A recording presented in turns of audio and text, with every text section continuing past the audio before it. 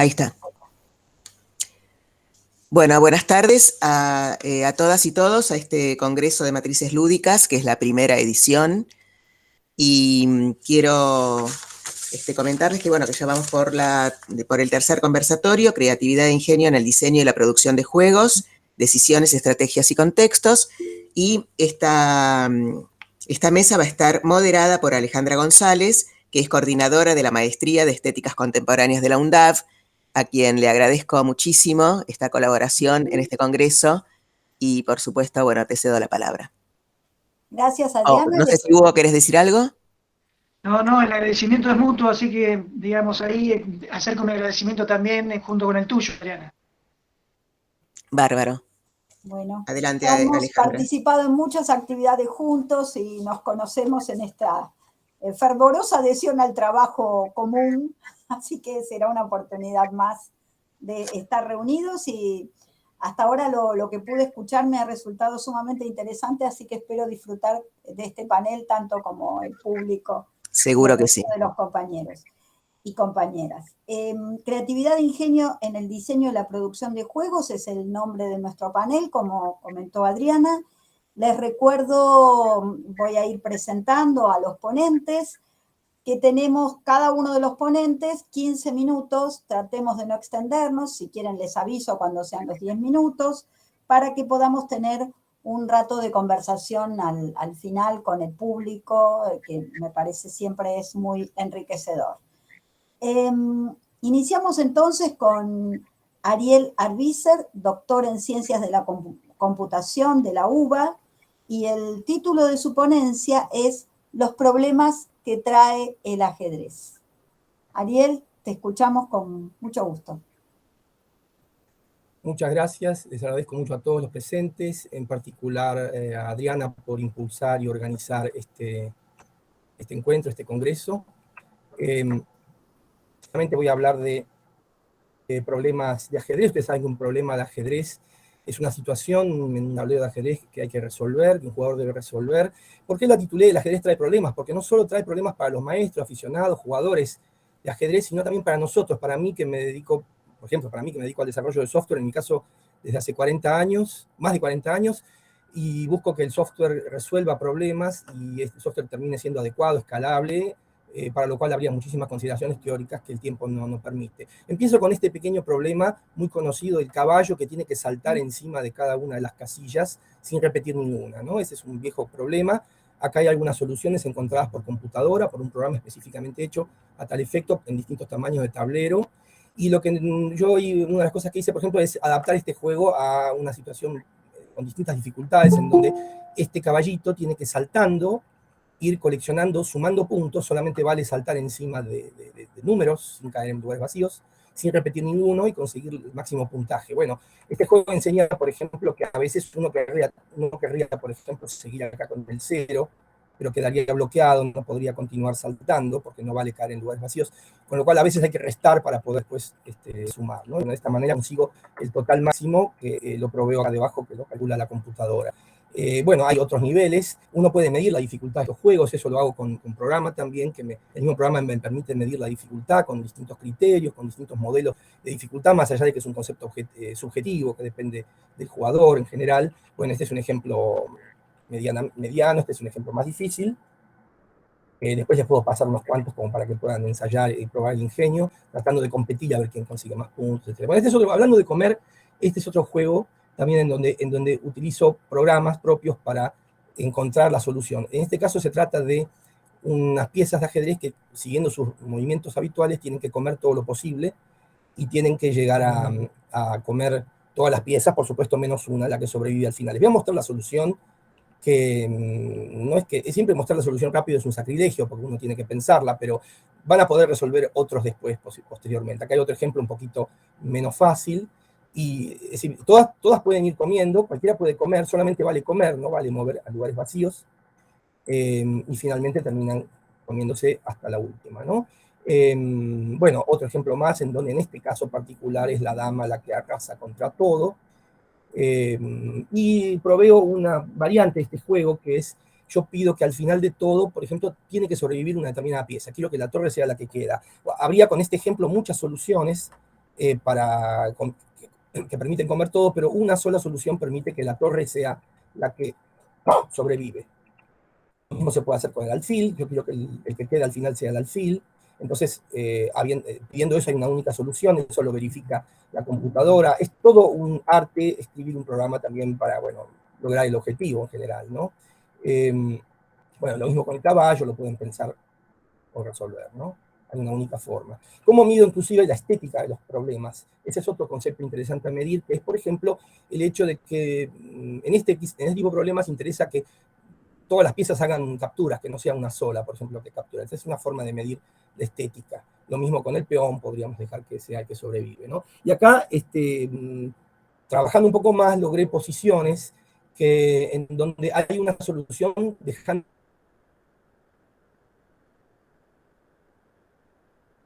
cada pieza. O sea, hay una solución que la que queda al final sea la torre, y otra más que la que permite que el que queda sea el alfil, y una más dejando al peoncito como última pieza, ¿no? Bueno, hay una versión bicolor en donde lo interesante es que dos jugadores podrían juntarse a jugar a esto, pero acá no gana uno, sino que gana el grupo, ganan ambos si consiguen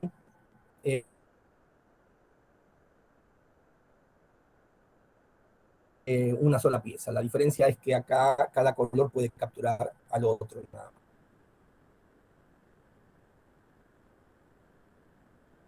Otros casos de ajedrez solitario que buscan que nunca. Otro ejemplo en donde, por ejemplo, el rey nunca puede quedar en jaque, eso también es una variante interesante que gusta más a los jugadores, y en donde además las blancas tienen posibilidad de capturar cada una sola, o sea, el movimiento de una manera se ve limitado. Eso también crea muchas expectativas, un ejemplo es difícil, debido a la dificultad. Lo mismo en damas, las damas en el juego de damas pueden saltar en diagonal, en el caso tanto para arriba como para abajo, y el objetivo es lo mismo, que conseguir que quede una sola. De la misma forma que el viejo juego de Senku, ¿no? Que también permite que quede una sola. Esto es una versión más infantil, pero en el fondo es lo mismo. Un rey que tiene que caminar por estas tormentas sin caer nunca en otras casillas para finalmente llegar al objetivo de la casilla final. Hay una sola solución.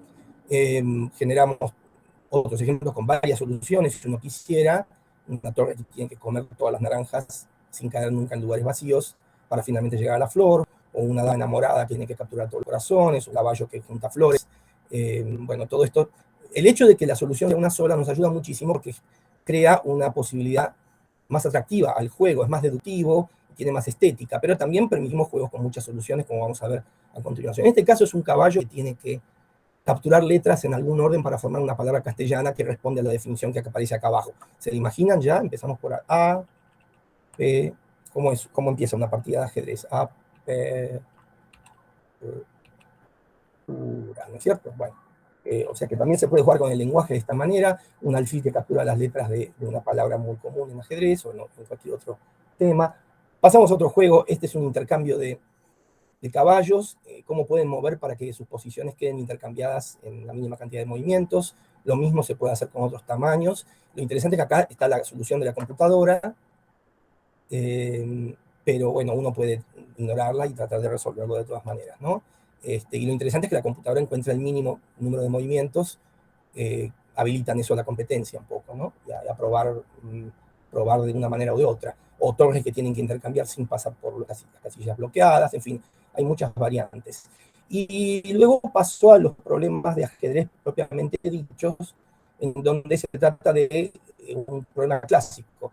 Mueve, por ejemplo, el blanco y en 2 jugadas tiene que hacer mate al negro. Bueno, esto para quienes conozcan el ajedrez más en profundidad, ¿no? Y en nuestro caso, que chequeamos, lo que consigo es un programa que hecho que mide la estética, mide de alguna manera un poquito la dificultad y un poco el hecho de que, por ejemplo, la primera jugada no es un jaque ni es una captura. Eso es algo mucho mejor visto en los problemas que si fuera un jaque o una captura de la primera jugada, ¿no? Bueno, otro ejemplo acá en donde la jugada ganadora es mover el rey. Otro ejemplo acá en donde también hay que mover sin hacer jaque. Ejemplos con patrones puedo lograr. Es decir, quiero que las piezas estén en estas posiciones, a ver si hay alguna posición de mate en 2 y la máquina encuentra una posición de mate en 2 tranquilamente. Este es una de las ventanas del programa que después de muchos años, bueno, tiene un montón de opciones. Por ejemplo, puedo hacer que todas las piezas blancas participen o que alguna no participe, que todas las negras participen. Este es un problema mate en 2 también, ¿no? Ariel, ¿podrías acercarte, por favor, un poquito más al micrófono? Así te escuchamos con mayor claridad, por favor. Bien. Bueno, un ejemplo acá de problema exótico, que también gusta a algunos maestros de ajedrez para salir de la rutina, un mate en 2 también, en donde el tablero está hiperpoblado, por supuesto esto no se da en una partida, pero sí vale para un problema. Problemas con tamaños variados, acá hay una sola jugada que hace mate en 1. Problemas de ayuda, estos son también conocidos en el ámbito de los problemistas, en donde se trata de que ambos jugadores colaboren con el objetivo de que uno de ellos consiga darle mate al otro, ¿no? Hay muchas posibilidades de problemas así, también problemas de automate, en donde uno de los jugadores, el blanco en este caso, obliga al otro a que le haga mate, o sea, el negro no tiene posibilidad de no hacerle jaque mate al blanco en la siguiente jugada. Todo esto está testeado con programas hechos a tal efecto. Esa para mí es la parte linda, a mí me llena mucho hacer eso. Problemas de jaque, donde el objetivo es solamente darle jaque al rey contrario, también con solución única. Este es un jaque en 2. Este es un jaque con esta jugada, este es un jaque en 3. Bueno, y estos que han sido usados en clubes de ajedrez, 3 al precio de 1. Fíjense que en esta posición falta el rey negro. ¿Dónde ubico al rey negro? Bueno, la idea es que hay que ubicarla en una casilla vacía, de modo que esté ahogado, o sea que no pueda mover por la amenaza. Bueno, la solución es esta. Pero la misma posición me sirve para dar otro problema que dice, ubique al rey negro en una casilla vacía, de modo que esté en jaque mate. Bueno, la solución es esta. La misma posición me da lugar a un problema que dice, ubique el rey negro en una casilla vacía, de modo que esté a punto de recibir mate en una jugada. La posición es esta, con esta jugada de coronar, ¿no? Por supuesto, si les interesan estos juegos, aunque vieron la solución, pueden buscarla en otros casos que les puedo pasar posteriormente. Este es un ejemplo con muchos caballos que invita también a salir de la rutina. Acá está ahogado, acá está en mate y acá está a punto de recibir mate. ¿Con qué? Con esta jugada. Hay muchos jaques posibles, pero esta es la única que da mate, ¿no? Bueno, ahí puedo crear problemas con más o con menos piezas de este estilo, asistido por la computadora justamente, para chequear la solución, para chequear si está bien. Bueno, también hay problemas así, factibles, en donde la que falta es otra pieza, que no es el rey, podría ser la torre, con los mismos objetivos, o la dama, etc. O bien lo mismo con mate en 2. Mate en 2 es mucho más difícil esto, por supuesto. Bueno, inclusive podría faltar una pieza negra, que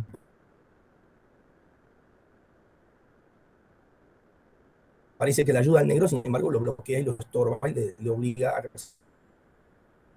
Muchos de estos está basado en algunas ideas ambiguas. El mismo tate de Satetti, como el Satetti, el objetivo de cada jugador es alinear sus 3 piezas en fila, ya sea vertical, horizontal o diagonal, sin piezas intermedias, jugar por turnos. El primero que lo consigue gana esta partida. En este caso les muestro 2 problemas de Tate-T o de Tate-3 en 3 jugadas, en 4 jugadas. Ariel, nos quedarían 2 minutitos si querés ir redondeando. Bueno, hay muchos problemas más. Voy a mostrar uno de ajedrez deductivo. Por ejemplo, este tipo de problema está en el campus, en el espacio lúdico. Acá se trata de ubicar piezas en las casillas indicadas, piezas distintas, de modo que no se ataquen entre sí. Bueno, después de un ejercicio deductivo, uno puede determinar que la dama, el único lugar que puede estar es en este lugar, porque en otro lugar estaría amenazando otras. Lo mismo con la torre, se deduce esto. Lo mismo con el rey, que no podría estar en otro lado, y finalmente alfil y caballo. Pero hay muchos para resolver. Hay variantes en donde uno le da no solamente que no se ataquen, sino cuántas amenazan cada casilla.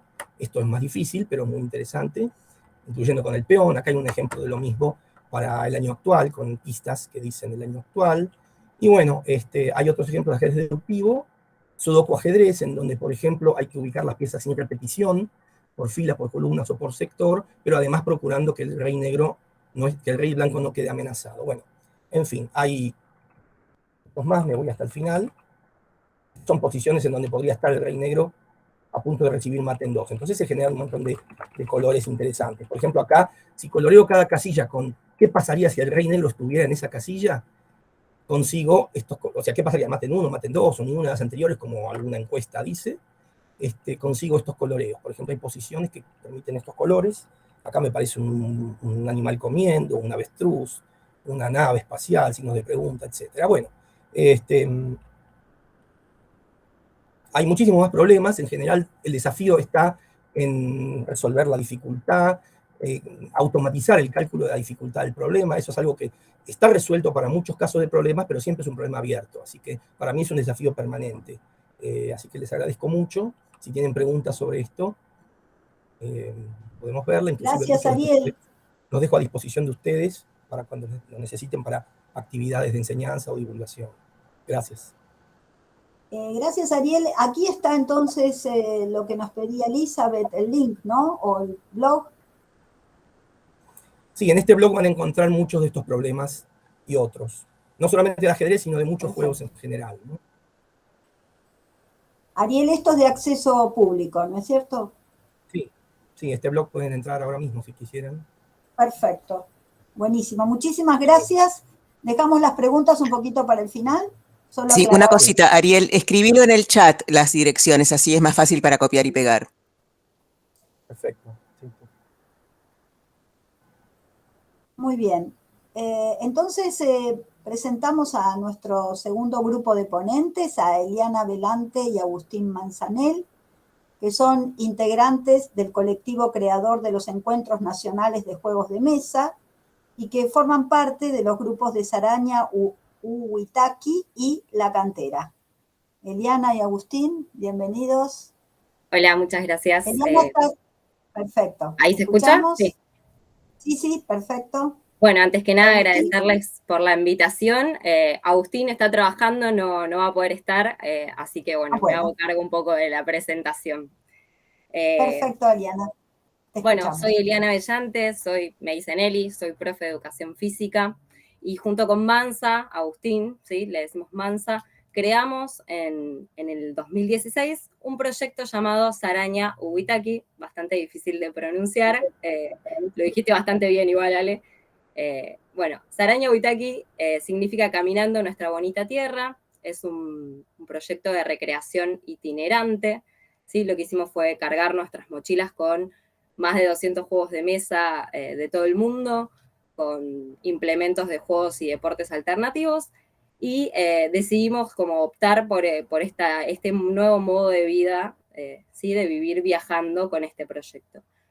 Es un proyecto que tiene como fin difundir prácticas recreativas, conocer qué sucedía en otros lados en torno a la recreación, y sobre todo crear redes entre proyectos y personas del campo de la recreación.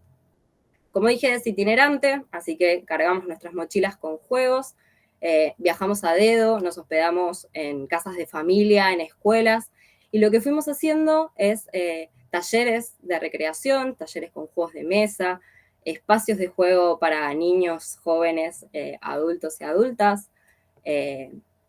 Bueno, básicamente cualquier tipo de actividad con juegos. Nos han recibido en escuelas, en museos, en bibliotecas populares, en bares, en restaurantes. Bueno, en escuelas también hemos hecho muchos talleres y capacitaciones para educadores, para docentes. Y bueno, un poco de eso, pero la idea fue así. Entonces no teníamos mucha idea de qué iba a pasar, nunca habíamos viajado de esta manera por el país ni por Latinoamérica. Así que emprendimos viaje, todo el mundo se iba para el norte, nosotros decidimos irnos para el sur porque teníamos un límite. Ushuaia, más allá de Ushuaia no podíamos ir, entonces bajamos por la costa, cuando llegamos a Ushuaia, después de 9 meses, comenzamos a subir por la cordillera, prácticamente parando pueblo por pueblo, visitando la mayor cantidad de espacios posibles, hogares con abuelos, jardines, primarias, secundarias, terciarios, hemos hecho actividades en la playa, bueno, los lugares que se imaginen. Una vez que estuvimos en la cordillera, tuvimos la oportunidad también de cruzar a Chile, de recorrer la Patagonia chilena y hasta incluso viajar a islas donde había 30 personas que habitaban, y también pudimos hacer actividades en ese tipo de lugares. Bueno, tardes, noches de juegos, ¿sí? Poníamos nuestra ludoteca a disposición de la gente para que pudiera acercarse. Y para que se den una idea, desde el 2016 hemos recorrido casi 50.000 kilómetros de esta manera, ¿sí? A dedo, así a pulmón, y prácticamente fue el boca en boca lo que nos permitió ir generando otras redes y otros lugares a los que ir, porque al principio solo teníamos 2 conocidos, conocidas, y bueno, medio que nos arriesgamos y dijimos, no pasa nada, vamos a ver qué pasa, y bueno, eso, hemos logrado recorrer 50.000 kilómetros. ¿Qué más les quiero contar para no olvidarme? Bueno, tuvimos la oportunidad en este viaje, en esta aventura, de dar una charla TED. Ahí Adriana, de hecho, nos contactó porque tuvo la oportunidad de verla. La pueden buscar, se llama Tomarse el juego en serio. Pero bueno, prácticamente recorrimos casi todo el país, nos queda únicamente el litoral. ¿Qué más les cuento? No sé, anduvimos por el norte, por Cuyo, por el centro. Tengo un video para mostrarles, si quieren, que resume un poco esta pequeña historia de vida, así que les comparto para que lo vean y después les cuento un poco más de otro proyecto del que somos parte que tiene que ver con los encuentros nacionales de juegos de mesa. Ustedes me avisan cuando le estén viendo, ¿sí? Sí, te avisamos. ¿Se ve? Todavía no. ¿Ahora sí? No todavía. Ok. Esperen que si no lo vuelvo para atrás. ¿No se ve aún? No. Tenés que compartir la pantalla. Sí, ahí va, pero estaba como trabado. Ahí va. ¿Ahora se ve? Sí, ahora sí, Eliana. Bien, perfecto.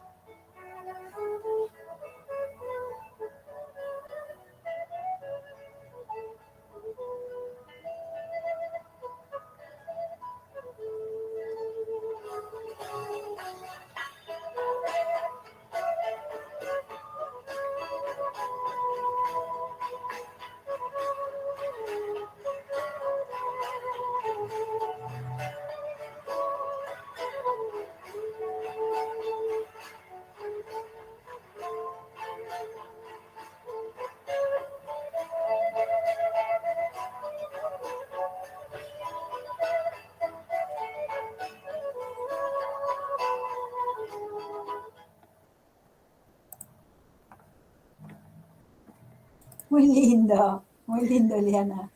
Bueno, como contaba ahí un poco al final del video, en estos años la pandemia nos trajo de vuelta a Buenos Aires.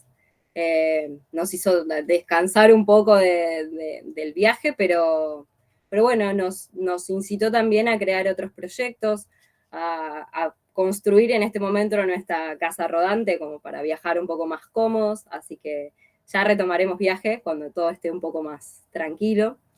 Y como les decía también, con Agustín somos parte de La Cantera. La Cantera es una asociación civil que se creó en el 2007, que trabaja también en el campo de la recreación. ¿Sí? Hace cortes de calle como el Pica. Yo ahora después les voy a dejar unos enlaces donde pueden ver un montón de videos y de fotos y registros de todas estas actividades, donde recuperamos, por ejemplo, el juego en la calle, el juego barrial. Entonces invitamos a los vecinos a crear estas propuestas, a ser parte, a disfrutar del juego y actividades pensadas obviamente para todas las edades. No simplemente como cuando pensamos a veces en juego, pensamos en niños, en niñas, en infancias, sino también propuestas para que adultos y adultas podamos jugar con otros y otras adultas. Bueno, como decía, el Sal Pica, que es el pica de carnaval, le llamamos, donde hacemos un montón de juegos con agua. Hacemos tardes y noches de juegos, también pensadas para adultos, talleres para docentes como talleres de lápiz y papel, por ahí la veía a una de las chicas que fue parte de estos talleres. Creamos en la pandemia en nuestro canal de YouTube con los videos de La Canterentena, acercando a las familias, a los docentes y las docentes que estaban medio perdidos con esta virtualidad. Bueno, creamos un canal con casi 100 videos de propuestas de juego para disfrutar, para recrear, para repensar y para replicar. Creamos también, junto con otras organizaciones, las burbujas lúdicas, que son juegos de recorrido por el barrio, de búsqueda, así como una especie de búsqueda del tesoro, pero bueno, buscando cuestiones propias de cada barrio, que la idea es que se replique en todas partes del país. Ya se hizo en más de 21 lugares y sigue abierta la propuesta que quien quiera replicarlo se sume. Bueno, y creamos también, hace ya 10 ediciones, el Encuentro Nacional de Juegos de Mesa, donde invitamos a diseñadores, gente que ilustra, a dar charlas, a mostrar sus juegos, a jugar. Ponemos una ludoteca, bueno, por ahí anda Sandra, que luego va a hablar, que también fue parte y fue sede de este Encuentro Nacional de Juegos de Mesa, así que supongo que ella también podrá ampliar eso. Así que bueno, invitarlas a este nuevo encuentro que se va a estar dando el 4, 5, 6 y 7 de noviembre en la Casa de la Cultura de Almirante Bram, en Adrogué. Es un evento que es gratuito y es eso, donde nucleamos todo lo que pasa en torno al juego de mesa en ese fin de semana, bueno, para que conozcan, para que se lleven un montón de herramientas de juego y, bueno, ahí están de ventas, hay prototipos, hay juegos de mesa nacionales, que es muy importante que se sigan expandiendo. Así que bueno, invitarlas a participar. Por mi parte, eso, era contar un poco mi experiencia de juego. Como dije, soy profe de educación física, Agustín es recreólogo, nos fusionamos un poco, nos gusta jugar, nos gusta ver jugar y que se disfrute, ¿no? Creemos que el juego nos potencia, nos permite encontrarnos y eso es lo más rico que tenemos. Eliana, muchísimas gracias. ¿Nos podrías compartir el link? Aquí Sí, ahí les comparto. Y dejamos algunas preguntas para el fin de la charla, si conversamos entre todos. Ahí va, ahí gracias mandé por compartir todos los links, gracias. En todo caso, quizás después se puedan reunir todos los links y los enviamos a todos, ¿no? Para tener toda esa información.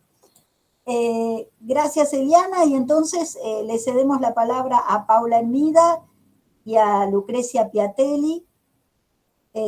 Son profesora y directora, respectivamente, también docente de la licenciatura de Diseño de Marcas y Envases de la UNDAV, y acá Lucrecia, socia fundadora de la universidad.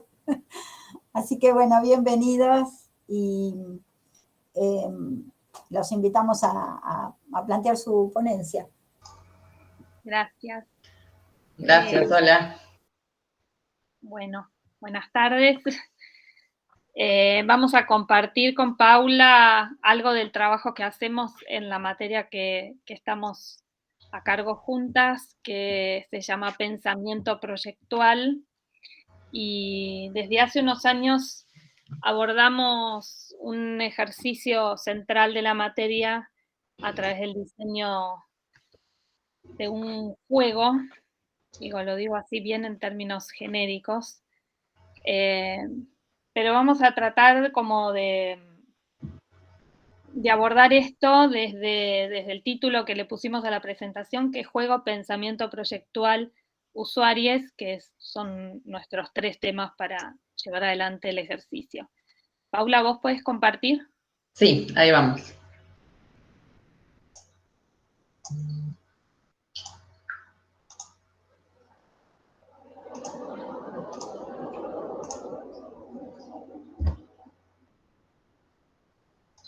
Bueno.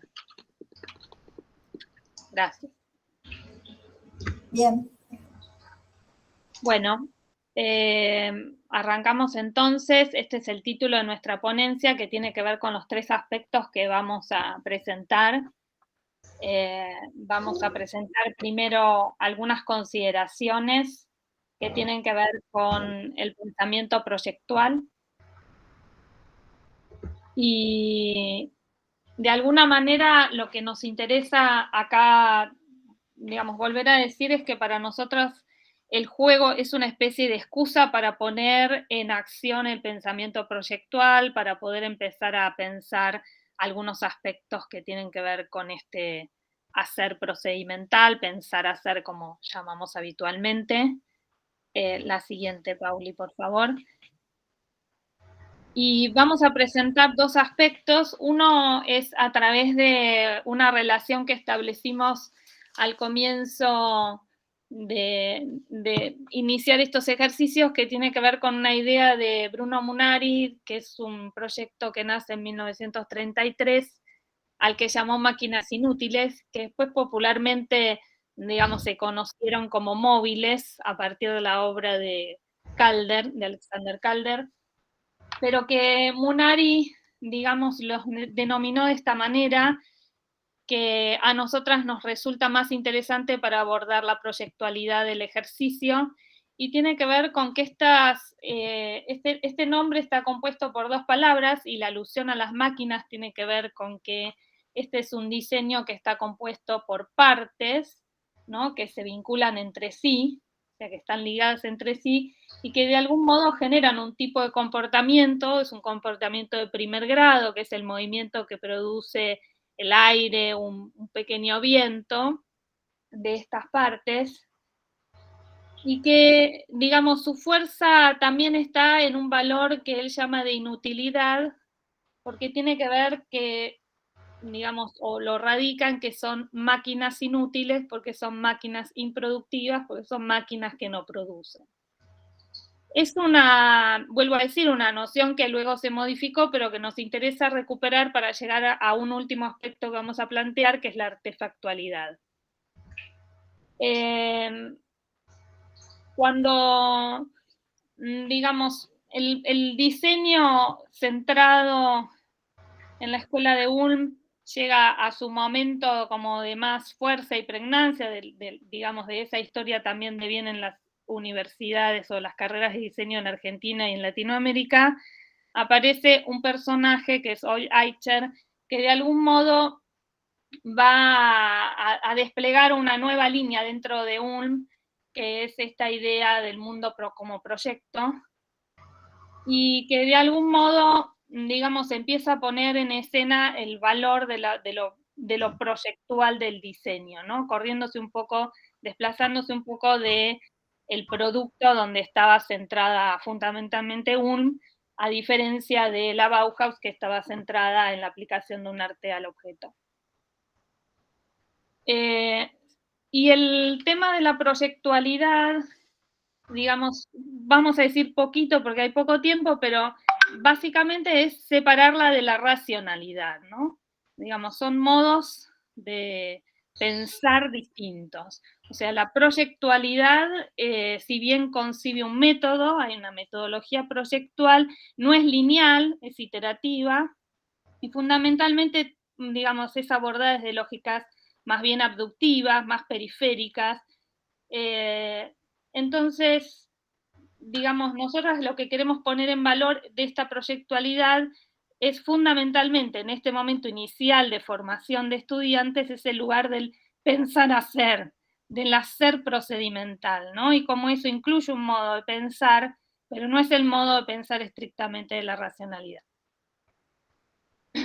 Vamos a considerar ahora también algunos aspectos que nos interesan señalar respecto del juego. Y allí vamos a marcar otra vez dos como ejes para pensarlos. Uno, siguiente, Pauli. Uno es la experiencia y otro es la repetición. La materia que tenemos a cargo es la primer materia del plan de estudio de la carrera de diseño.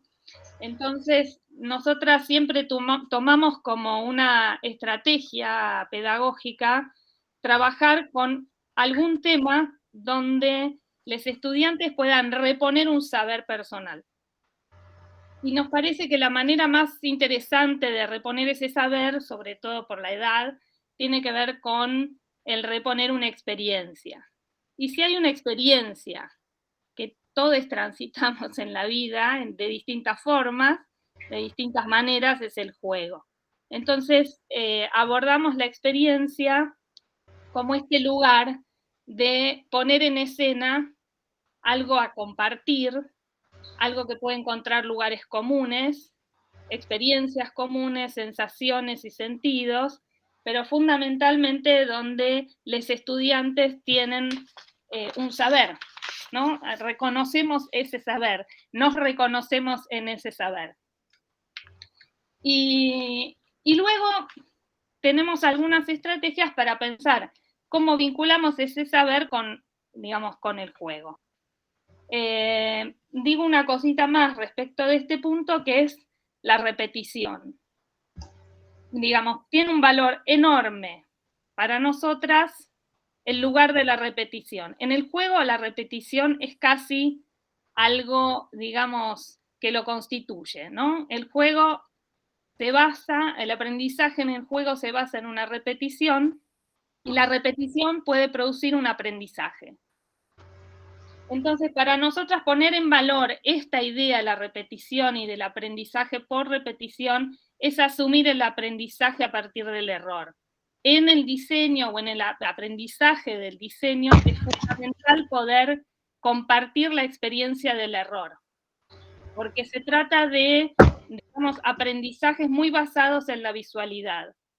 Entonces, para nosotros poder compartir el error sin su carga negativa, sino como parte de una experiencia de formación y como un aprendizaje, nos es fundamental. Por eso el juego lo traemos desde distintos lugares, ¿no? Como estrategias. Más allá de que está atravesado por una materialidad, por una tecnología. Y ahora vamos a algunas consideraciones acerca de esta palabra, que por ahí es la más técnica para nosotras, que es la del lugar de, digamos, tradicionalmente se llamó usuario, ahora a esta palabra la transformamos en usuarie. Y de algún modo ya en ese cambio, ¿no? Estamos proponiendo una dimensión política de les usuarios. Siguiente, Pauli. Bueno, a esta cuestión del usuario vamos a decir dos cuestiones. Una es su dimensión política y otro es el nivel de la artefactualidad de ese usuario. En principio, digamos, lo que nos preguntamos es ¿quiénes son los usuarios en la tradición del diseño? Voy a hacer un rápido recorrido para responder esto. La élite moderna, que consume un objeto bello en la vida cotidiana. El proyecto de Bauhaus, incorporar arte a las cosas. El proyecto de Ulm, incorporar las empresas a las escuelas. El proyecto de una belleza en el orden de la función, donde el centro es la relación de satisfacción cliente-producto. La incorporación del término usuario nos abre a otros asuntos. Primero, desplaza la hegemónica centralidad de la autoría diseñador-producto. Segundo, se interpone como una interfase para pensar la relación entre el diseño y el usuario, ya no el diseñador o la diseñadora, sino el diseño. Y tercero, produce un giro político, ya que cabe la pregunta de quién es ese usuario. Una necesidad que demanda una respuesta de diseño, es decir, todos podemos ser usuarios del diseño, ya no es una élite burguesa que requiere de un cierto tipo de producto. Y por otro lado, cambia también la relación del diseño como el diseñador es aquel que resuelve problemas. Ya no solo, digamos, nos pensamos en términos de resolución de problemas, sino que con esta terminología y con digamos, cambio de relación, lo que estamos proponiendo es que se despliegan otros escenarios. Y ya no se centra el valor en el producto, sino en los procesos, ¿no? Y que la producción industrial de algún modo cada vez más se va desplazando. A su vez los usuarios aportan algo que hoy llamamos usabilidad, y esa usabilidad de las cosas transforman de manera dinámica y colaborativa la funcionalidad.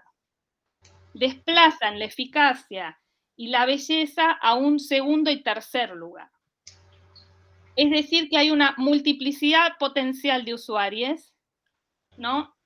Que de algún modo lo que van a hacer es ir achicando esa brecha entre diseño y usuarios. Para nosotras significa promover el juego libre de estereotipos, incluir perspectiva de género, trabajar sobre la falsa neutralidad del diseño que tiene un género masculino, con partida de nacimiento en el discurso de la modernidad, funcionalidad y proyecto de belleza. Es el mismo diseño el que reproduce la desigualdad y el racismo, es decir, que asumir el estilismo del diseño no es algo propio, sino una producción de ideología que excluye de manera estructural a todos los otros que están fuera de esa élite de consumo. Con este ejercicio buscamos desarmar esa agenda del diseño que reproduce el discurso y pensamos desde este lugar que, digamos, hay una posibilidad de ampliar referencias, descolonizar las imágenes, pararnos en un pensamiento situado y parcial, desracializar los personajes, los cuerpos hegemónicos, plantear una accesibilidad de otros cuerpos. Un diseño social que busca considerar todas las personas en un escenario de inclusión. Este que se presenta acá es un dominó táctil. La artefactualidad. La artefactualidad lo que propone, siguiendo a Donna Haraway, es pensar que hay un organismo tecnológico, pero también el artefacto es algo hecho, una cosa hecha de algo, una cosa reunión de compromiso semiótico material. En un sentido, lo que se propone con esta artefactualidad lúdica es una forma de relación que se abre a estos nuevos escenarios de inclusión de usuarios. Y vamos a ver ahora una serie de propuestas de estudiantes que han hecho este ejercicio a lo largo de las cursadas para mostrar algunos trabajos muy brevemente. Por ejemplo, este es una estudiante que lo que planteó es un ejercicio, pero lo que planteó es un juego de estampas que permita hacer combinaciones, como vemos en la referencia de la derecha, de distintos vestuarios con distintas personas, distintas referencias de género e identidades. Se trataba de un diseño que tenía una matriz con las herramientas del estampado para hacer estampas hogareñas sobre textiles y papel.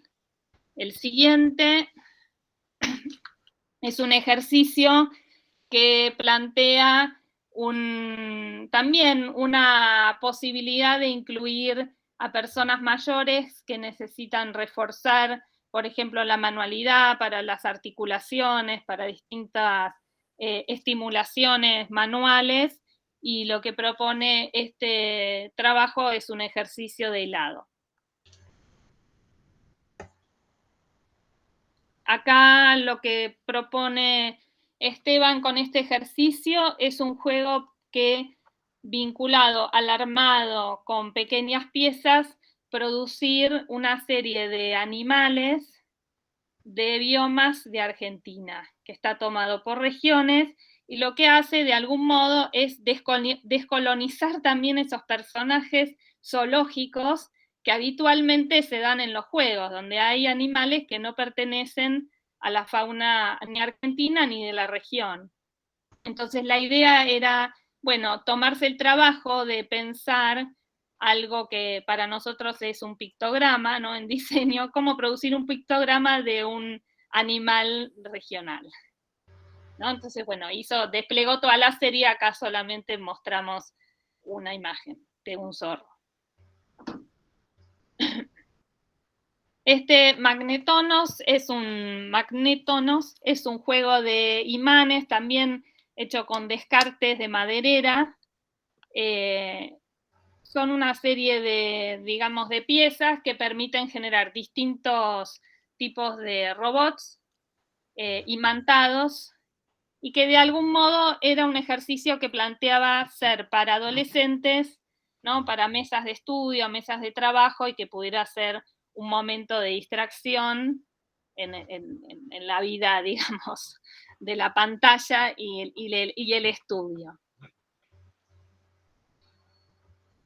El siguiente, Pinzados, de Jesús Martínez, también es un ejercicio que aborda la tercera edad y el estímulo manual, con una lógica, digamos, con un punto de partida similar al de hilados, pero con otra propuesta de encastre. A su vez, nosotras trabajamos la nominación de los juegos muchísimo para también volver a la cuestión de no dejarnos avasallar por la dominación lingüística y reponer la lengua, ¿no? Y tratar de hacer ese ejercicio que parece que algo menor, pero es un gran esfuerzo ubicarnos en esta cuestión de que puede ser atrayente un nombre en nuestro idioma y con una gráfica propia también. Bueno, el tótem es un ejercicio de armado para dentro de la habitación. En la imagen siguiente se ve que lo que busca también es recrear un tipo de figuras, un tipo de imágenes que está más vinculado a culturas argentinas y de algún modo también a pensar que puede generarse un juego también de armado y desarmado, que no necesariamente las referencias son directamente las que se plantean en un dibujo de partida, sino que están los ojos, las ornamentaciones desplegadas de tal modo que puedan generar un libre uso, ¿no?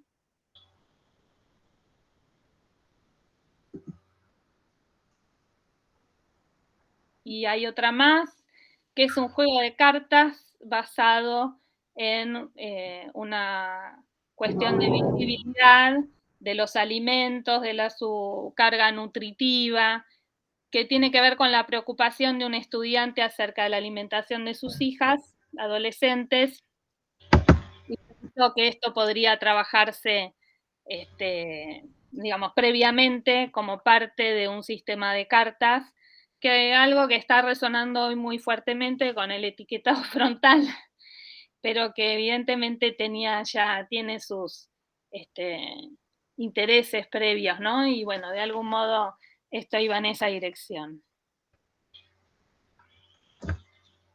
Lucrecia, ¿podemos ir redondeando? Sí, ya estamos, última placa.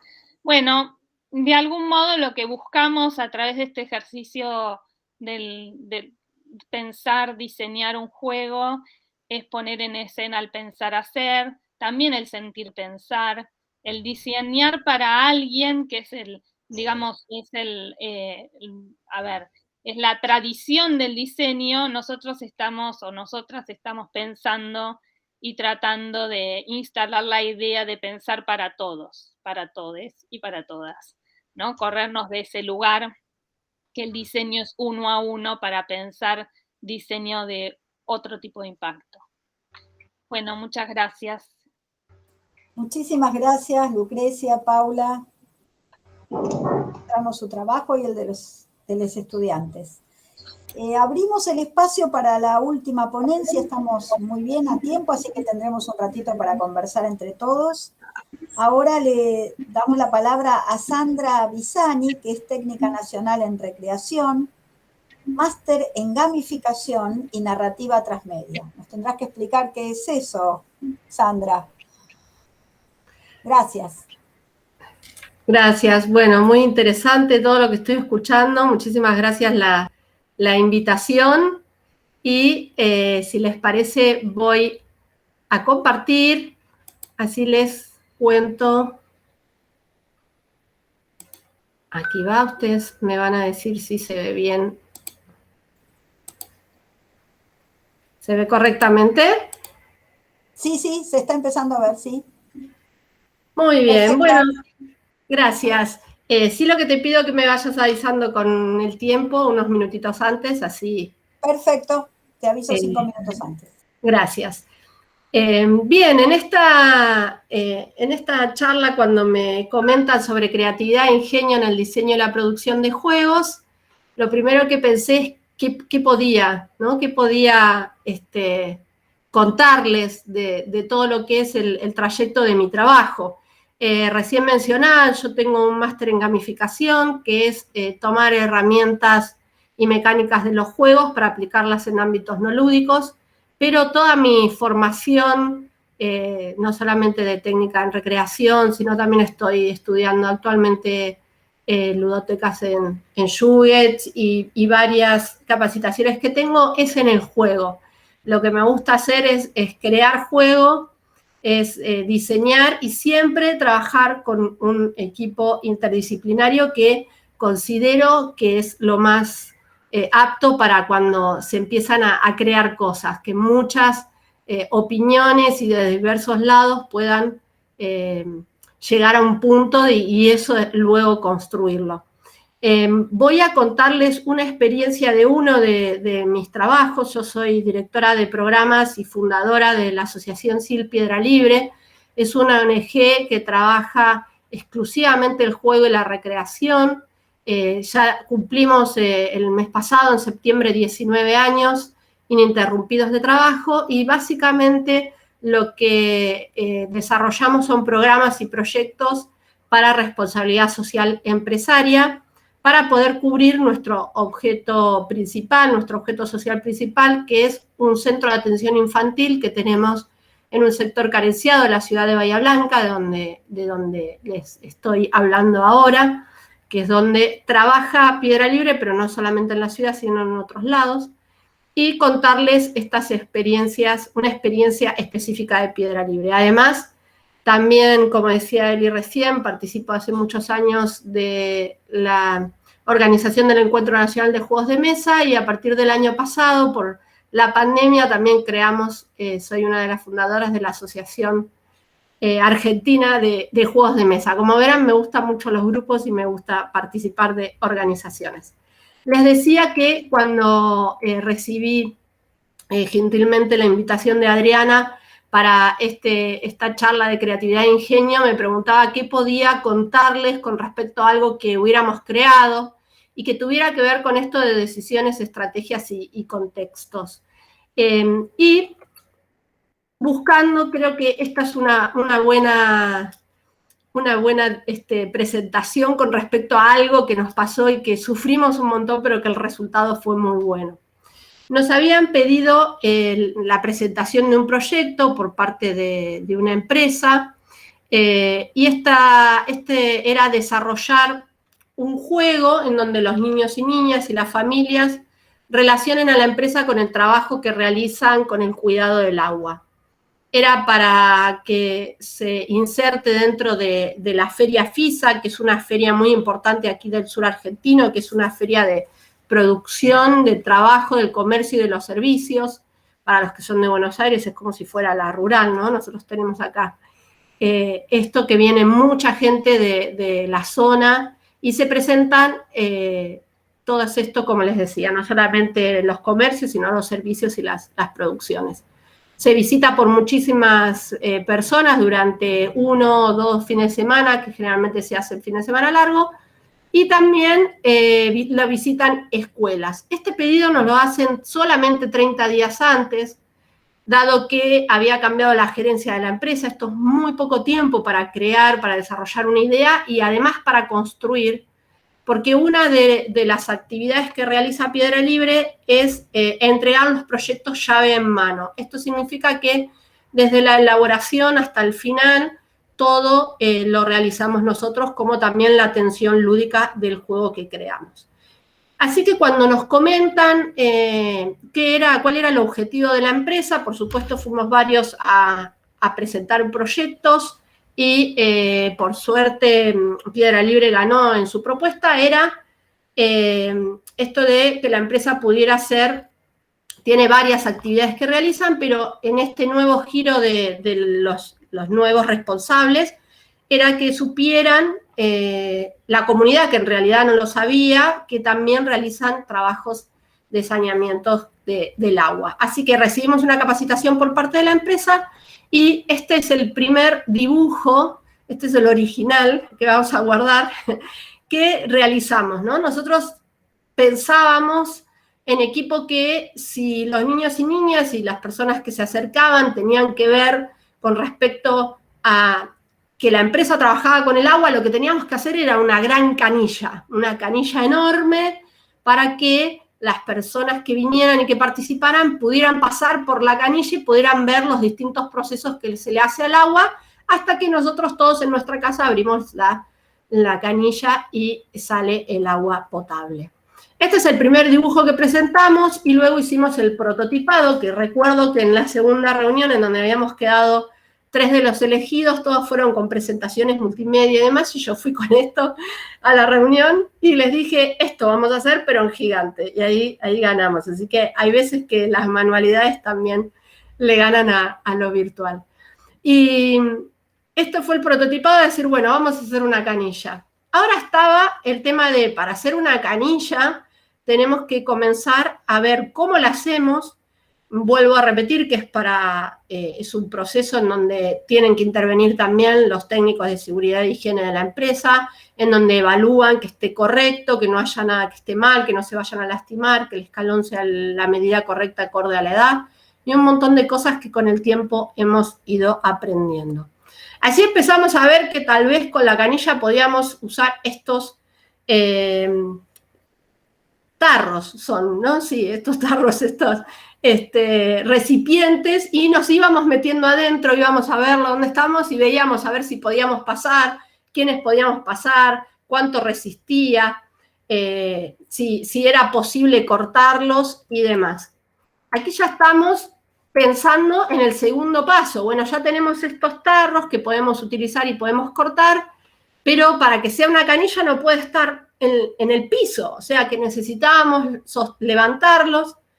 En todas las actividades, cuando hay llave en mano, en las empresas, uno tiene que pasar un presupuesto y puede pasar un estimativo de un porcentaje de algo que puede necesitar, pero tiene que ser muy concreto en cuando se pasan los costos. Y es muy difícil pasar esto, fue algo muy difícil porque teníamos que estar dentro de los costos, dentro de lo acorde por los técnicos de seguridad e higiene, y a la vez que el objetivo principal era que aprendieran, pero que la gente no preguntara qué era eso. Porque si la gente preguntaba qué era eso, ya, y tenés que explicar qué era una canilla, ya ahí estaba complicado. Así que estuvimos averiguando estos andamios y pudimos alquilar estos andamios que no necesitábamos comprarlo, así que estaba óptimo para el presupuesto, y ya lo teníamos como levantar. Hay un proceso cuando pasa por la planta potabilizadora que hay hipoclorito de sodio, entonces, bueno, también aquí está cómo mostramos cómo iban a pasar, que lo hicimos con flotaflotas, los del agua, escritos y demás.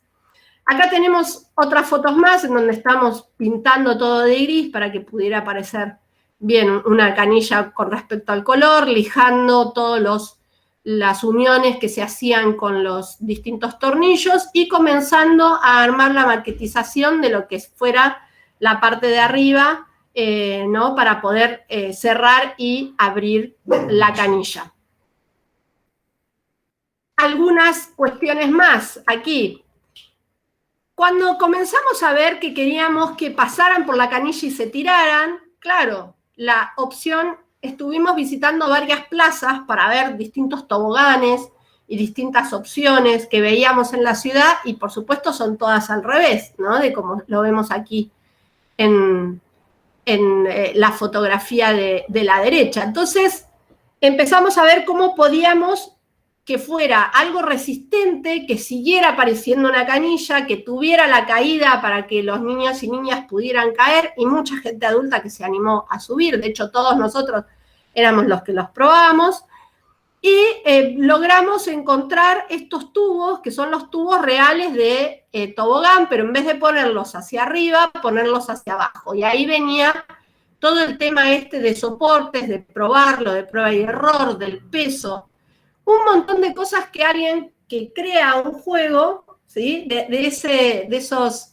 conos de papel higiénico, que es el juego en sí, después teníamos que comenzar a construir. ¿Por qué nos metemos en esto? Si me preguntan, es porque a Piedra Libre nos encanta meternos en esto, y además tenemos como política de la asociación vender actividades y propuestas y programas de llave en mano. Todo lo que ustedes van a ver, si luego visitan nuestras redes y demás, todo lo construimos nosotros. Es muy raro que mandemos algo a construir cuando es algo específico que ya se escapa de algo que podamos hacer nosotros. Como es en este caso, sí llamamos a un herrero para que pudiera medir, ver dónde iba, dónde tenía que ver el peso para que no se caiga los niños, dónde teníamos que poner los tornillos y demás. Y bueno, de todos vamos aprendiendo. Aquí está como sumamos en la foto de la izquierda cómo pasábamos para que no se salga dónde iban a caminar los niños, y como verán, el piso del andamio, obviamente, algo para constructores, es un piso que era, que se podían lastimar si iban en cuatro patas, como iban a ir pasando por el lugar, así que después todo eso tuvo que estar forrado con doble colchoneta para que pudieran pasar muy bien, y nuevamente cortando distintos recipientes de estos de plásticos que utilizamos. Todos estos, hubo un montón que no pudimos usar, que se usaron en prueba y error, que los usábamos y eran más livianos, entonces se doblaban. Bueno, fue toda una peripecia. Cuando le preguntan a cualquier integrante de las 5 personas que participamos aquí, que son los que están viendo en la foto, está Lucas y Rodrigo, que son los que construían, bueno, Natalia, que es quien se da muchísima maña para hacer las cosas manuales, que es quien hizo toda la perilla de la canilla, y bueno, Gisela y yo que estábamos en logísticas, en conseguir cosas y en pintar, ¿no? Nos quedan 4 minutitos, ¿sí? Perfecto, buenísimo. Cuando nos dicen, a cualquiera de Piedra Libre que le preguntan qué fue lo que más sufrieron hacer, la canilla. Pero bueno, también la satisfacción, ¿no? Aquí está, ya estamos colocando cómo se pueden tirar con el herrero que nos había asesorado, y nos faltaba ver cómo se sentaban, venían en 4 patas y cómo se daban vuelta para poder meterse dentro de este túnel y luego salir como agua ya potable. Así que conseguimos estos otros tambores que son de agua, también los cortamos y los acondicionamos. Y aquí están ya como están cayendo, las caras de felicidad porque les encantaba la propuesta, iban aprendiendo y se iban tirando, y por supuesto las colchonetas que estaban recepcionando a los niños y niñas que se tiraban. Ahí hay algunas fotos de lo que es cuando van pasando por el proceso ya de clarificación, ingresan como agua cruda, ¿sí? Pasan a la planta potabilizadora, pasaban el proceso de clarificación y desinfección y después estaban listas para el consumo. Todo esto tenía una explicación anterior y luego un juego posterior que hacían cuando salían de ahí. Ahí van pasando, eso era muy divertido porque los iban pasando rapidito, van subiendo todos los niños y niñas. Esto fue acompañado con lonas, con distintas lonas que les iba explicando y con folletería que se entregaba a la familia. Y aquí está la canilla terminada, que es nuestro gran reto, que alguien fuera caminando y dijera, esto es una canilla, y como verán, esto es una canilla, nos quedó muy bien, pero fue mucho trabajo en 15 minutitos, lo más rápido que pude para poder comentarles, pero mucho trabajo, sobre todo de prueba y de error, y de ver que la inmersión en el juego del niño o de la niña, o de aquella persona que se subía, fuera realmente todo lo que va pasando en cada uno de los túneles. Adentro también había información y demás, y sepan qué iba pasando en el proceso. Aquí está una foto de más lejos, que cuando te ibas acercando ya veías esa canilla gigante. Y los juegos que hacían luego de pasar por todo para ver que se acordaban que habían visto y demás. Las escuelas que nos visitaron y que concurrieron y se llevaban material docente con respecto al tema. La mención especial que recibimos, tenemos la suerte de que en el 2019, el 2019 fue el último año que se hizo, hace 12 años que ganamos como mejor stand educativo, por eso las empresas nos buscan, porque siempre tenemos cosas locas para construir o para armar. Y luego la empresa, al otro año también hicimos esta propuesta, que era un reactor de PVC. También ya después confiaron en la propuesta lúdica de poder mostrar un juego en forma, una propuesta, un contenido en forma de juego. Así que bueno, muchísimas gracias. Aquí tienen mis datos por cualquier cosa que les guste escribirme o que quieran recibir información, y los datos de la ONG Piedra Libre para ver otras actividades que realizamos también. Muchísimas gracias, Sandra. Te agradeceríamos si ubicás los datos acá en el chat para que se pueda copiar más fácilmente. Bueno, nos queda un ratito para que podamos conversar. Hay muchas expresiones de agradecimiento y valorativas, e incluso Eliana proponía una fusión con un juego de mesa. ¿Cómo es eso, Eliana? Es que en cuanto lo vi, como me acordé exactamente del juego de Soledad Torigia, que es una compañera argentina que creó su juego de mesa que se llama Soy Jugando a Ser, y es una especie de animalario, pero no sé si lo conocen, el libro, con partes de cuerpos para poder crear cada quien su cuerpo, eso, y qué cosas le gustan a esa persona. Bueno, tiene ahí varias formas de jugarlo, pero veía esas estampas y me acordé exactamente de ese juego, digo, podrían fusionarlo tranquilamente. Perfecto. Bueno, no sé si hay alguna pregunta que alguien quiera formular, si no yo tengo varias que me surgieron. Yo quiero hacerle una Sí, pregunta Adriana. a Lucrecia. Esto de las máquinas inútiles que mostraste, que era de 1935, ¿tienen que ver con los objetos delta de Gaston Breyer? ¿O los epsilon? Bueno, Breyer está, fue, digamos, generacionalmente muy influido por todo esto.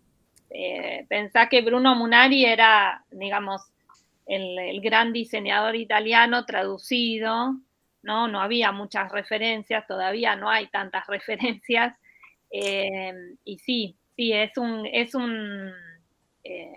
una gran influencia de Breyer. Yo aprovecho para incorporar algo también porque me surgió cuando lo escuché a Ariel. Aprovecho a incorporar una idea de Breyer que era esta de los timbres del pensar, los modos del pensar, porque cuando lo escuché a Ariel, que arrancó en un momento diciendo, bueno, ¿y acá cómo es la primera jugada de esta partida? Y yo ahí en el momento en que él plantea esto, no soy una jugadora de ajedrez, pero conozco mínimamente sus reglas, me sentí muy bloqueada, ¿no? Ante la cuadratura de esos espacios del tablero, me sentí un poco bloqueada y dije, y pensé en esto, ¿no? De cómo también un poco en algunas discusiones con Adriana, ¿no? Los juegos de pensar, me decía Adriana, y yo le decía, pará, en todos los juegos pensamos Claro. en distintas partes de nuestros cuerpos también, y pensamos de algún modo desde distintos lugares, ¿no? Digamos, el abordaje que impone el ajedrez a través de sus reglas genera un modo de pensar que es muy distinta a la que propuso, por ejemplo, ahora Sandra, de la corporeidad, pasando a través de estos canales y conductos, ¿no? Digo, y me parece que ahí hay algo muy de Breyer, ¿sí? También muy influido por su época, pero me venía todo el tiempo a la cabeza, así que hiciste muy bien en traérmelo también, porque es una cita como ineludible, ¿no? Ese objeto epsilon tiene mucho que ver con digamos, con este modelo de la máquina inútil. De hecho, el objeto Claro. epsilon también es un objeto inútil, Claro. ¿no? Que tiene Sí. distintos puntos de partida que se propone como objeto pedagógico, como objeto didáctico. Pero me gustó este abanico que se generó acá también con esta última propuesta, porque ahí, digamos, Sandra todo el tiempo mostraba esto que veníamos hablando con Paula del pensar hacer, ¿no? Digamos, de cómo se va resolviendo en esa misma materialidad, en lo ensayístico de esa materialidad, si bien el diseño se posiciona en el lugar justamente prospectivo, ¿no? De poder ir proyectando esos pasos antes de llegar a su materialización, hay algo en la maquetización. Yo le escribía por chat a Paula cuando vi la maqueta de los 2 rollos de papel higiénico, nos reíamos porque decimos, qué bueno que lo entienden tan claro, porque a veces nos cuesta mucho hacer entender a los estudiantes que ese mínimo de puesta en material, en escena, en cuerpo, ¿no? De partes, sean con rollos de papel higiénico o con cualquier elemento, con pajitas, con vasitos, no sé, una caja de zapatos que se desarma y se vuelve, ¿no? Prototipo, sirve para pensar desde otro lugar que no es el dibujo, ¿no? El dibujo habilita un modo de pensar que la maqueta trae una espacialidad distinta y pone en escena una manualidad que es distinta a la del dibujo. Entonces, digo, me parece que acá aparecieron muy fuertemente eso a lo que aludía Gastón de los modos de pensar, ¿no? Sí, con respecto a Ariel, quiero decirles que, bueno, que hay hay muchos jueguitos que tengo en mi espacio lúdico que me los dio Ariel Arbizer, y que él no solamente se dedica al ajedrez, sino que con su pasión hace algoritmos de todo tipo, con todo tipo de juegos y todo tipo de diversidad. Así que esta mostró el 0,001% de lo que hace, pero bueno, son estos pasionales que con sus algoritmos hacen de todo. Así que gracias, Ariel, aparte por permitirme tener tus juegos en mi espacio lúdico. No, por favor, gracias a vos. Inclusive estos juegos están pensados para distintos niveles de jugadores, inclusive, digamos, vos le das un ratito para que lo piensen. Lo que pasa es que esto es una presentación de congreso que simplemente adelanta o resume un poco el caminito último que uno tuvo que seguir por alguna razón para producir este tipo de juegos o este tipo de cosas. O sea, simplemente es una especie de, es una emisión de novedades al respecto, pero está a disposición de ustedes. O sea, con cada uno de estos juegos van a necesitar entre 1 minuto y 1 hora para resolverlo, según el nivel de cada persona y el nivel de cada juego, ¿no? Claro, a eso llamamos juegos para pensar. En ese sentido, claro, exactamente, para pensar en muchos aspectos, pero en particular estos juegos están sí focalizados a pensamiento deductivo, asociado con matemática en general, porque ¿qué pasa? Uno tiene que establecer, bueno, probar distintas posibilidades, utilizar heurísticas, atajos sagaces, cosas que conoce, experiencia en el juego. Esa misma experiencia después la va a poder trasladar a otros aspectos de la vida, a otros aspectos del quehacer. Inclusive le van a quedar moralejas o enseñanzas. Por ejemplo, cuando yo busco el hecho de que los problemas de ajedrez, en este caso, podría ser de otros juegos también, tengan una única solución, porque nos interesa eso, entre otras cosas, bueno, eso es interesante poder entenderlo, porque también enseña que en matemática hay muchos problemas que tienen única solución. Hay ecuaciones en donde se estudia la existencia de solución, la unicidad de solución. Entonces, cuanto más uno ejercite por este lado, se acerca más a la misma matemática, en rigor, en virtud de su aprendizaje. Entonces, de alguna manera, esto sirve para muchas cosas, ¿no? Pero bueno, claro, y como mostró incluso, como mostró Juan Carlos Pedraza en las mesas anteriores, que él hizo el desarrollo también del pensamiento de un juego que tiene que ver con el desarrollo de una problemática cotidiana que tenemos que resolver a diario. Así que el esquema del pensamiento es más o menos similar. Bueno. Sí, muchas veces no se aleja la lógica clásica del sí entonces, descartar casos, etc. En muchos casos. Hay otros casos más complicados, por supuesto. Exacto. ¿Quedaron preguntas, Alejandra? No hay preguntas aquí, pero yo sí quiero hacer uno, más bien un disparador para que conteste cualquiera que quiera en la mesa, porque me parece que se estuvo planteando. Lo que preguntaría es esto, ¿qué les parece a ustedes? Si el juego es una excusa, que creo que es una expresión que usó Lucrecia en algún momento, o es algo que tiene una potencia en sí mismo, ¿no? Y esa potencia tendría algo que ver con algo de la creatividad en relación a esto inútil. Digo, yo que me dedico a algo completamente inútil como es la filosofía, me siento muy a gusto en esta mesa. Pero digo, yo estoy a favor de lo inútil, pero me gustaría encontrar más argumentos de parte de ustedes para defender tamaña cosa mundo tan productivista, ¿no? Somos unos cuantos también.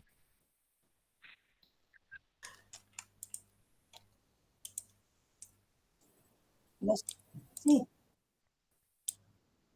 Bueno, después Dale, puedo dale. arrancar yo para agregar algunos problemas. No, me parece muy interesante destacar que la palabra excusa está dentro de un pensamiento productivo, ¿no? La excusa de jugar es un permiso al marco de una producción. Yo la usé con toda esa intencionalidad para luego contraponer la inutilidad. Sí me parece que vivimos en momentos donde tenemos que pedir permiso para muchas cosas, incluido jugar. Digo, más como adultos, mucho más como adultos, ¿no? Parecería que el juego, y también de eso se trató la exposición política de Usuarie, el juego está permitido para ciertos patrones, ¿no? Patrones etarios, patrones identitarios, y digamos que de algún modo, a mí en ese sentido me parece que hay una potencialidad, pero debería ser una potencialidad estallada, para agregarle alguna palabrita más, ¿no?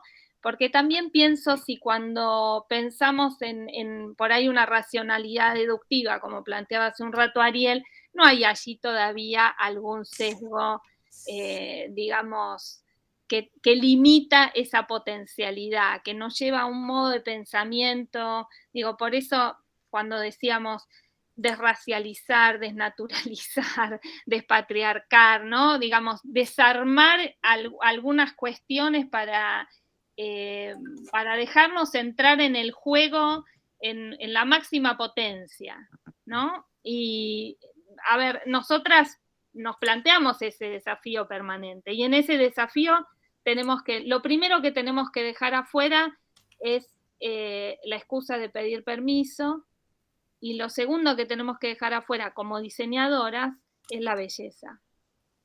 Pero seguramente esa belleza, que en nuestro caso se refiere a la forma, debe estar en otros aspectos para otros, ¿no? Digo, esa belleza también estará en una forma de racionalidad, de pensamiento. Digo, nosotras por ahí lo podemos poner más afuera rápido porque ya está afuera, ¿no? Entonces, digo, bueno, hay que dejar el permiso en primer lugar, desde un lugar más pensando en la potencia del ser, hay que dejar el permiso, y también hay que dejar la historia. Entonces tenemos que dejar la belleza afuera. Si no, no se da esa posibilidad de estallar el juego, de estallar las posibilidades expresivas y materiales y relacionales, ¿no?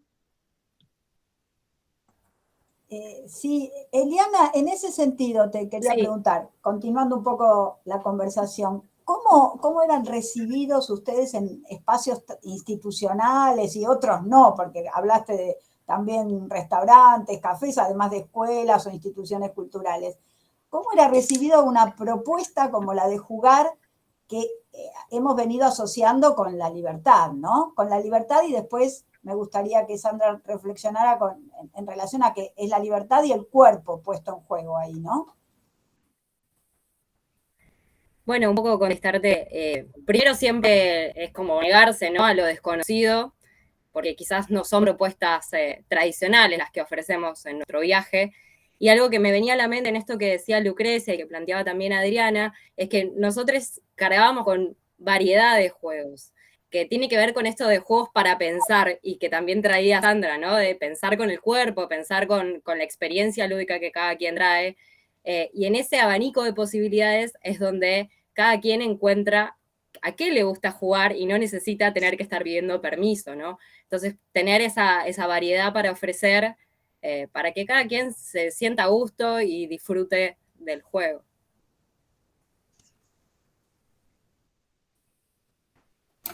No sé si contesté lo que me preguntabas. Como al principio un poco de trabas, después obviamente pasaba algo que habitualmente no pasa, que las niñas queriendo seguir ya de la actividad y los adultos quedándose, ¿no? Como, no, aguantá, esto me gustó, me quiero quedar, estoy disfrutando.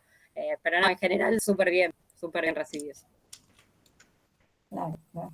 Digo, por ahí hay que entrar un poco con excusa de que el juego sirve para desarrollar algo, para que después se vea que el juego es en sí, no necesita, ¿no?, solamente justificarse por un producto o un beneficio ulterior, ¿no?, a su realización.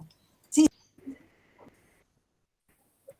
Sí, yo decía que, como decían las chicas, hay veces cuando llega una persona que ya es adulta y quiere jugar, a veces tiene ese freno, no se da el permiso, pero cuando se lo da es fantástico, y creo que también lo que intentamos hacer, por lo menos en los espacios que manejamos con la asociación, es que esos permisos estén como bien claros, ¿no? Ahí nosotros actualmente tenemos un proyecto muy interesante en el fin de semana que se hace en el puerto de aquí de Bahía Blanca, en donde hay un galpón que es absolutamente lúdico. Es un galpón en donde entras a jugar, juegos de mesa, hay un espacio, una plaza rústica para primera infancia, hay juegos simbólicos, hay un montón de cosas.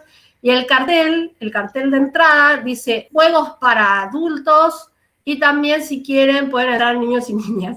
Y eso les llama mucho la atención, porque generalmente nos pasaba que la gente, cuando ve un galpón de juegos, hay varios galpones, ¿no? Nosotros somos uno, después hay otro con un mercado, hay otro con exposiciones. La gente se frena como diciendo, no, esto no, es un terreno que no puedo pisar, porque o vengo sin nietos o demás, o gente que es adulta que quiere pasar.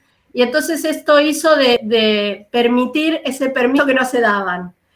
Y con respecto a cuál es el público, por ejemplo, en mi experiencia, más difícil de que se suelten jugar, pero que cuando se suelta es fascinante, es todo lo que trabajo en capacitaciones que son empresariales, de liderazgo, que tienen un contenido específico, y que vas a darle juego a personas que son profesionales y que piensan que van a estar perdiendo el tiempo.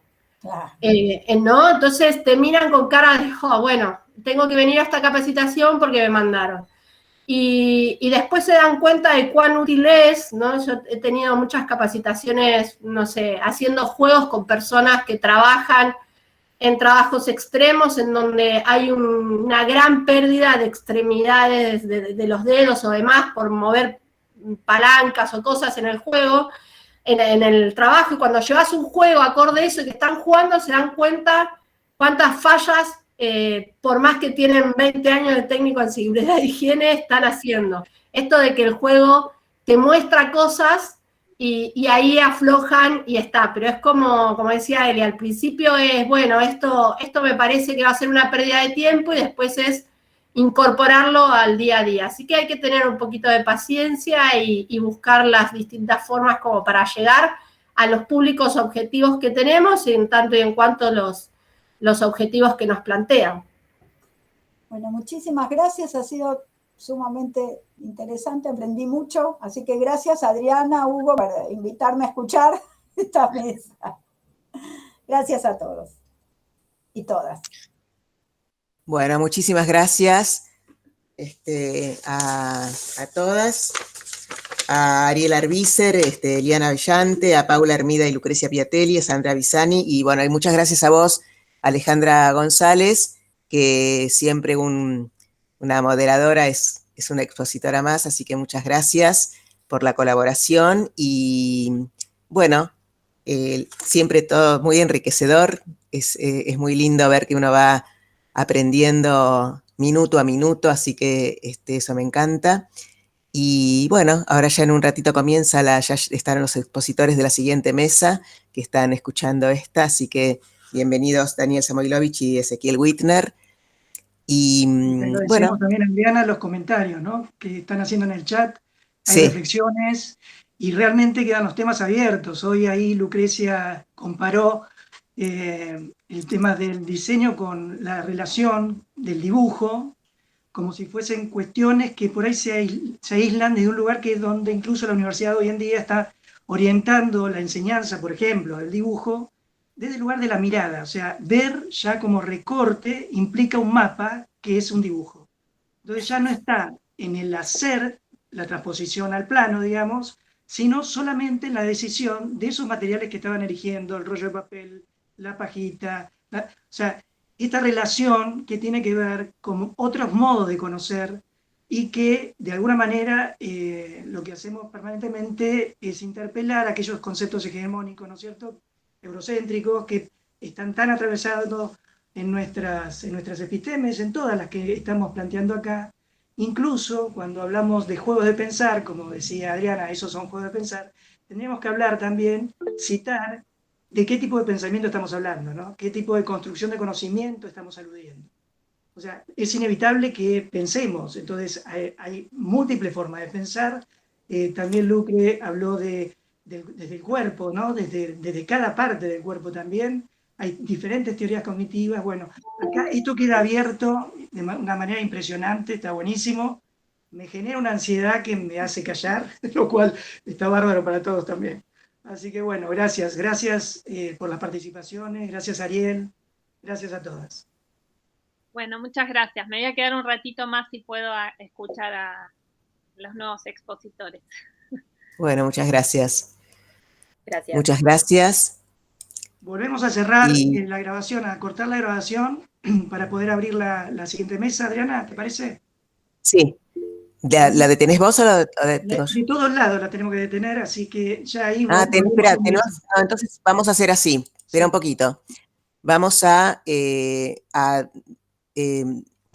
quitarla como organizadores a las personas, a los expositores. Sí, yo estuve sacando... Para que no tengan... Estuve quitando algunos. Para poder salir de la grabación sin problemas.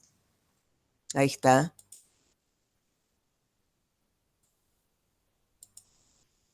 Paula, Sandra, ya saqué a todos, ¿no? Bueno, y los esperamos en el próximo conversatorio también. Sí, ahora el próximo conversatorio, que es Ediciones Lúdicas, así que salimos y volvemos a entrar nosotros. Sí. A ver, salí vos y yo detengo la grabación desde acá. Detenela la grabación. Sí. Espera que todo lleva su tiempo.